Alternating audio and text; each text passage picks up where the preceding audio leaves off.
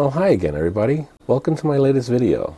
In this one I'm going to do a preventive maintenance on my wife's computer. Now this is a computer I built a little over a year ago, so it needs a good preventive maintenance, but in addition to that, I decided that the existing 120 gigabyte SSD that I have in there, which is an M.2 but only a ×2, which is a much slower version of the SSD, and its gigabyte motherboard needed to be upgraded, and I just happened to find this one on sale at Micro Center a couple of weeks ago. I'm going to put this in, replacing the existing one, which means a little bit of a trick because that is the Drive C. I'm going to have to back it up properly and then actually clone that drive over from the existing 120 to this 256.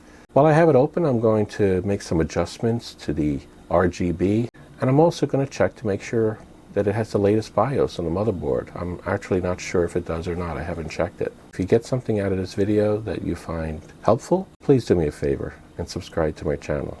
Okay, here's my wife's home office PC. Just to let you know what's included in here, it has a Intel Core i3-8100. It's a quad core running at 3.6 gigahertz, a gigabyte 310MA motherboard. Doesn't have a lot of bells and features to it. It's a mini ATX. It has one M.2 slot. In terms of memory, I've got Guile 8 gigabyte, two 4 gigabyte modules. They are only 2400 megahertz. I have the Patriot M.2, and that's a ×2 NVMe drive with 128 gigabytes of space on it. I have the ADATA 2.5-inch SSD with 240 gigabytes as a secondary drive, Drive E in this case. And I have a LG Blu-ray writer. I have the Roswell Mini ATX Mini Tower, a plexiglass side panel, or at least partially. And I have the Corsair CX450 power supply. The basic power supply, it does not include any modularity at all.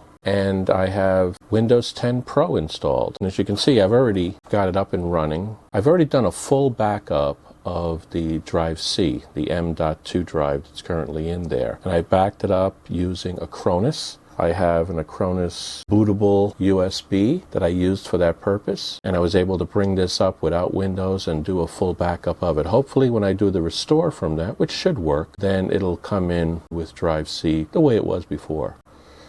I couldn't do an actual cloning of the drive, however, because I don't have a second M.2 slot on the motherboard, and I don't have the enclosure that you would need to use like a USB 3.1 to do that. So absent that, I just decided to make a backup. It went on the existing Drive E, which I'm not going to touch, and then I'll restore from there. Okay, so with that, let me bring it out and dust it out, blow it out with some air. I've got my air compressor all primed up and ready to go. It still may kick on once I get started here, so I'm not 100% sure the amount of air I have in there will last, but we'll see. The first thing I have to do is take the covers off. Let me go ahead and take the front cover off.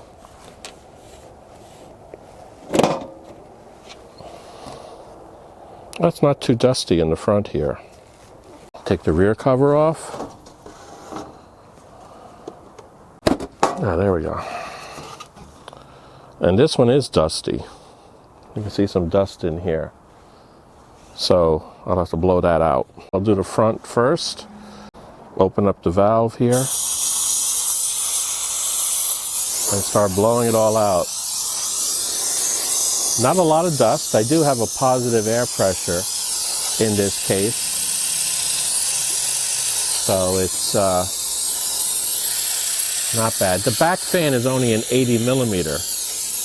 And of course I have the stock fan for the CPU. I didn't put an extra aftermarket cooler on it. Not a lot of dust at all on the motherboard.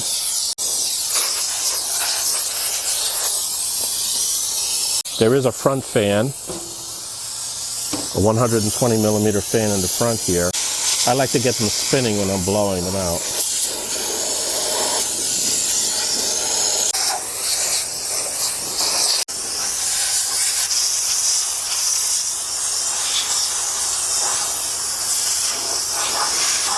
Let me go get a brush.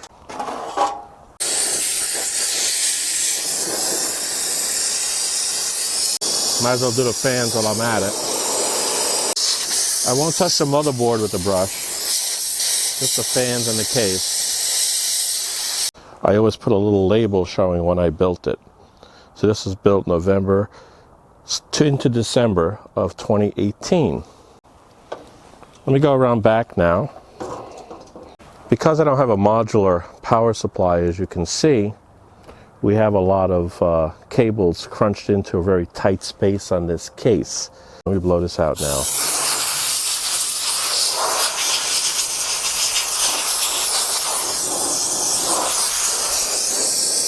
I think that's pretty good. Let me do the back cover here.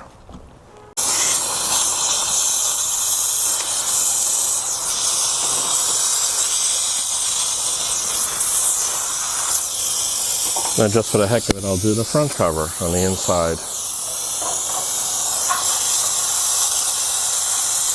And not much dust here at all. Okay, that really finishes it up for the blowing this thing out. So what I'll do now is I'll put the covers back on and I'll bring it back inside to continue with the checking and the upgrading that I want to do.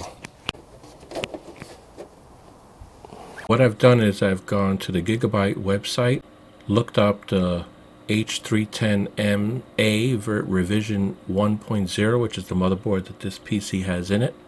And I see now that there's a new BIOS version that's available for it, F13.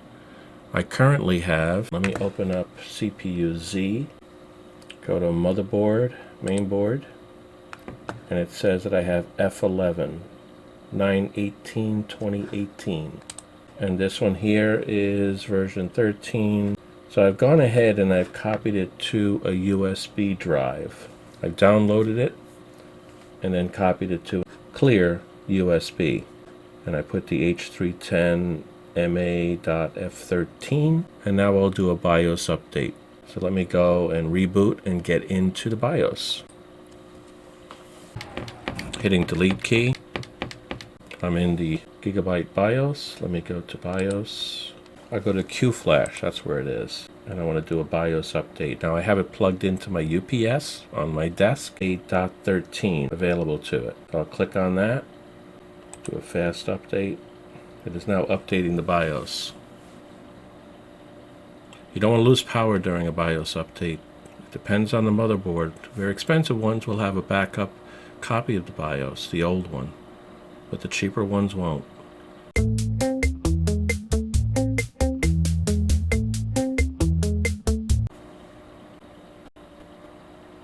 It looks like it's resizing a little bit. Sometimes it takes 2 or 3 attempts. It looks like Windows is now booting. I see the circle. And we have Windows back. That's a good sign. Let me log into this, and we're up. Let me go back and now run in CPU-Z. Go into mainboard.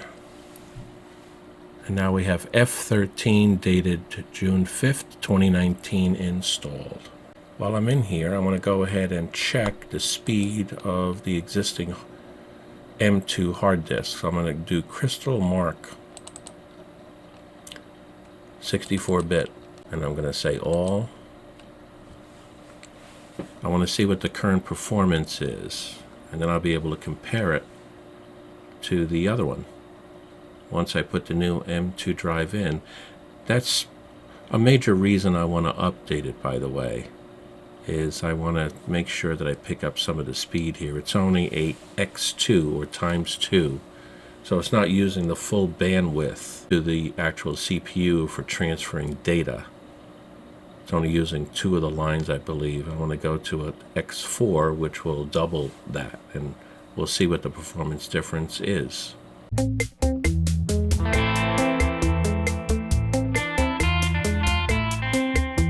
It's done. The results are not good. Let me go ahead now and change out the M.2. Then I'll have to restore it from the backup, and then hopefully everything works well. I'm all set up here to install the new M.2 drive. Now, as you notice, this is the existing M.2 drive down here. That's what I'm going to pull out. It's going to be replaced with this one, the one that I just bought. If you notice something though, there's no heatsink on this. So I'm going to try to go ahead and install a heatsink on it. You've seen me install the heatsink before. It's this one here. I like this particular one. it works out very well. So I'm going to go ahead and put that on when I put that M2 in. I won't show the details of that. I've shown it in some previous videos, but if you leave a comment and you want me to point that out to you here, I could go ahead and do it in terms of the notes and a link to that other video and what minute installation of this takes place. Let me start by taking out the existing M.2 drive that's here. Just one single screw here. This is nice and easy to get to, so it's no big deal. The drive pops up because it's sort of half spring loaded. Take the drive out, and there you go, the 128 gig M.2, which I'll use now as a spare.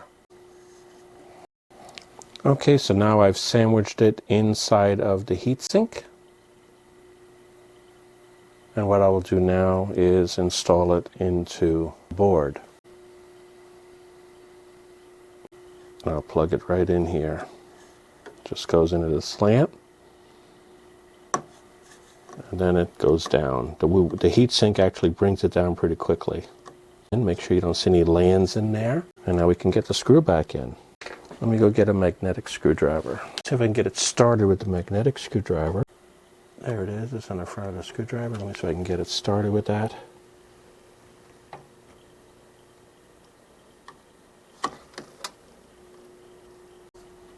Yeah, I got it. Let me tighten it up with this one though. This is the right size screwdriver for that. And it's in.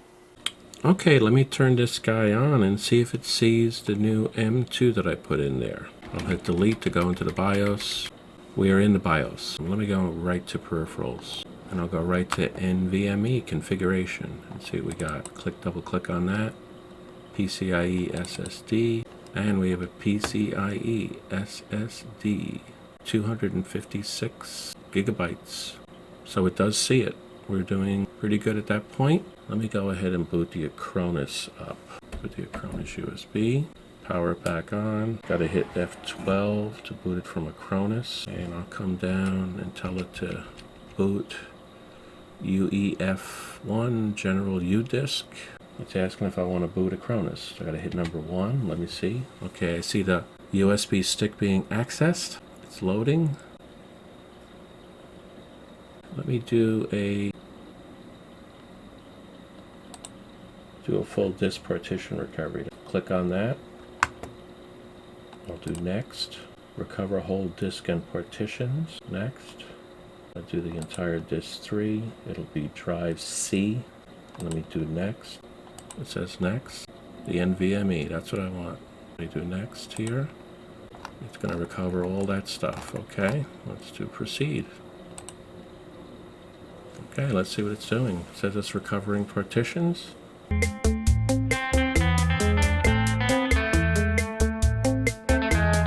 Recovery operation succeeded. Now, if that's the case, I should be able to just boot this thing, right? Let's see if it reboots. Oh, I see Windows. Wait, that's beautiful. And we have Windows up. And we're up and running. Okay, now let's see what the drive looks like. It looks like it doesn't see the whole drive here. PC management. So I'll do manage the disk. Now I have 119 gigabytes unallocated. Issue is I got to expand this partition, drive C. Let me see if I right click on it. I can expand the volume. Let me go. I want to extend it all the way out. Let me go. Next. Finish. And now drive C is all the way out. I have 193 gigabyte free of 237. The drive C is using that whole M.2. Let's see if the drive is any faster. Crystal disk mark 64 again. And I'll compare it. Kick it into gear.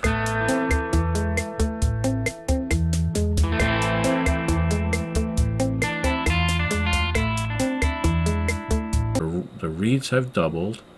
The writes have tripled. So that is a vast improvement over what we had before. In a side-by-side comparison, we see that the reads in fact have doubled in speed and the writes have tripled in speed. However, it does not approach the speed that was advertised by the new M.2 device that I've put in there. So there are obviously other factors involved, possibly the speed of the processor or the motherboard or something similar to that. Okay, the only other thing that I wanted to do was to make this RGB a little less gaudy. So as I look at it, the thing that stands out the most is this strip right over here. It's just too bright anyway with that strip showing. So what I'm going to do is I'm going to remove it from this part here. I will fold it into above the drive, and I'll just have it come in right above the drive since it's already up in the top here. Let me take off the tie wraps that I had put here to hold it in place. I